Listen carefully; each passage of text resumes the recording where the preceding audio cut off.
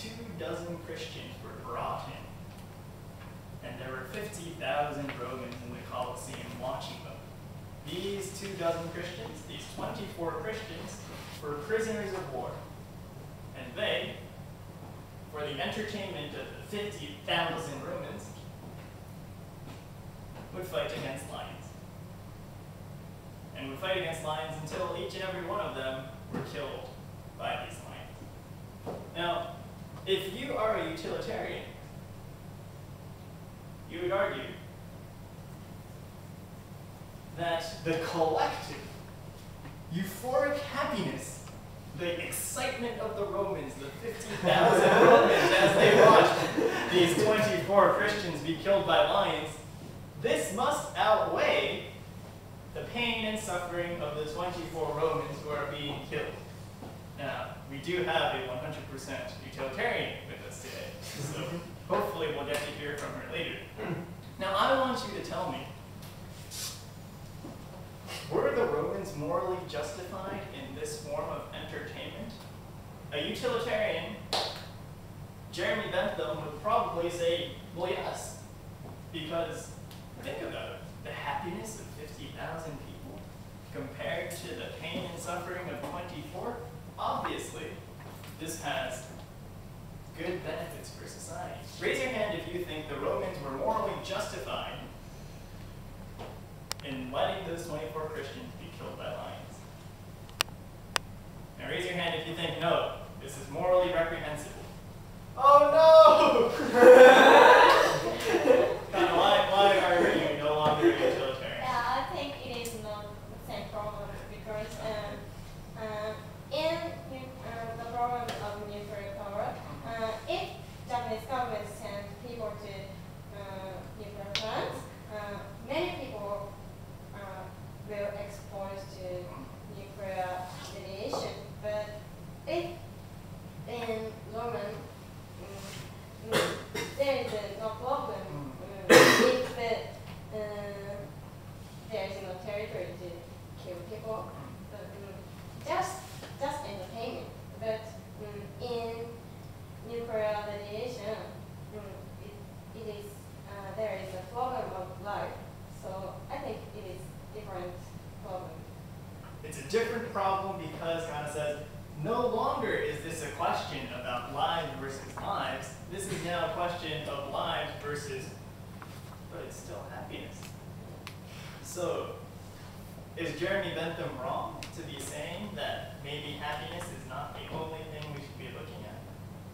Without the course, even if without the course, Roman people could live with happiness other than course. But those Romans were very happy. They were very happy. Maybe if they didn't have that Colosseum, they would be bored. Do you think they should be bored rather than letting 24 Christians be killed?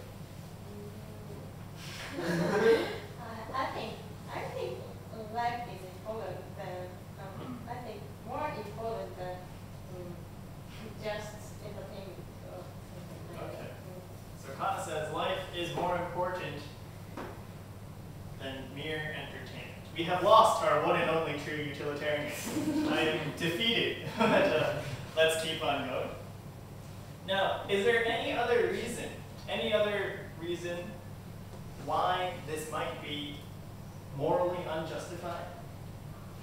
Okay, I think getting happiness by seeing killing people is totally unreasonable, I think. And I think this is one of the reasons. Why is this totally unreasonable? Because from our point of view, we think that even if someone is killed, I want to get happiness. And I think this is a common idea throughout the world. So Yusuke seems to be a modern version of John Stuart Mill. John Stuart Mill says, we need to distinguish between lower pleasures and higher pleasures. And, says John Stuart Mill, that Colosseum, it might give them happiness in the short term, but in the long term, the Romans will become more violent. The Romans will think that watching people die is a good thing, and that will actually make society worse off in the long term. John Stuart Mill attributes this to lower pleasures. John Stuart Mill says, watching poor Christians die by mauling lions is a lower pleasure. And if we keep on satisfying our appetite for lower pleasures, then eventually society will head down a very, very bad path. This was John Stuart Mill's argument. It seems like we no longer have any utilitarians, but who believes? Actually, take a look at your sheets and you'll see that there are two main ideas. One is the consequential moral reasoning. You'll see consequential moral reasoning, which says, well, yes, you can kill one life to save 5. Because Yusuke, you used to be a utilitarian. You said you could kill one person to save 5. You still believe this, right? If it's a life versus a life, you can still take away one life to save the majority. And Kana, do you still believe this? Okay, great. We have some more utilitarians.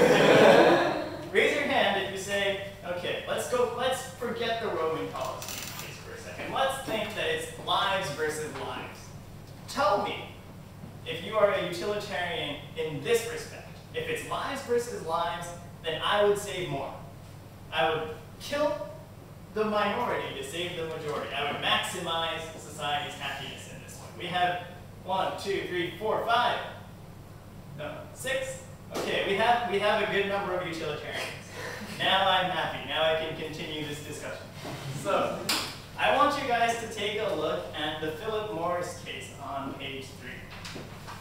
Philip Morris was a tobacco company. Well, it still is a tobacco company. And it decided to go into the Czech Republic. And it told the Czech Republic government that it should allow Philip Morris tobacco because there is a net gain of $147 million for the Czech government. Now, the problem with utilitarianism is that it's very, very hard to measure happiness. But we do it every day. We do it every day through cost-benefit analysis. Philip Morris did a cost-benefit analysis and said, on the cost side, if Czechs decided to smoke Philip Morris cigarettes, then there's going to be an increase in healthcare costs for the Czech government. Well, this is easy to understand. But on the other side, take a look at all these spectacular gains, Mr. Czech governor. You, 1, get more tax revenues from Philip Morris tobacco. 2, there's healthcare savings because people will die earlier. Yay. 3, pension savings. You no longer have to pay a pension. Maybe we should smoke more tobacco so Japan's pension will actually survive. And 4, housing cost savings for the elderly. Older people are dying earlier. Public housing, cheaper. So, says Philip Morris, Mr. Governor of the Czech Republic, you're going to save $147 million. If you are the governor of the Czech Republic, would you agree? Would you think, wow, what a superb deal. I'm saving all this money. Who would allow Philip Morris to do business in the Czech Republic? Nobody. Who says this is morally unjustified? This is morally reprehensible. And we have a few uncertain hands.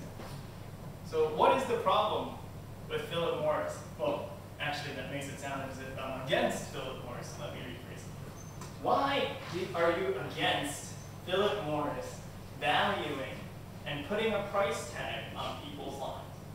Why is this morally unjustified? Can we value a human's life? Okay, come here. Yeah, I think it's against justice because this brand gain a lot of money instead of the sacrificing the people's lives.